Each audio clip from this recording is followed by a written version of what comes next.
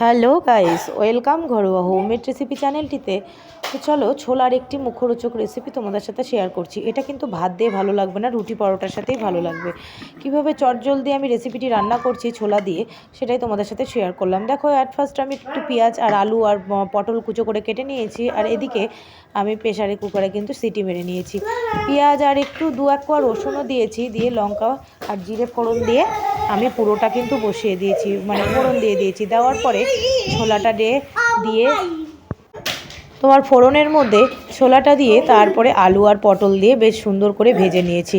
এরপরে দেখো, আমি জাস্ট একটু সামান্য একটু সবজি মশলা ইউজ করব, সেটা ক্যাচ। হ্যাঁ, আমি কিন্তু এটা কোনো প্রমোশন করছি না, জাস্ট আমি বাড়িতে ইউজ করি। আর সবজি মশলাটা খুব ভালো, তোমরা বাড়িতে দেখতে পারো। সমস্ত ধরনের যদি কাঁচা লঙ্কা কাটা কোনো সবজি হয় দিয়ে দেখতে পারো, খুব টেস্ট হয় আর সেন্টটা ভালো হয়।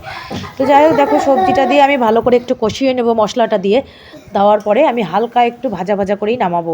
আমি কিন্তু এটার মধ্যে আর কোনো জল ইউজ করব না, আমি জাস্ট এটা ভাজা ভাজা করেই নামাবো। আর একটু ঝাল ঝাল বেশ একটা সবজির একটা ফ্লেভার আসবে, মানে সবজি মশলাটার ফ্লেভার আসবে।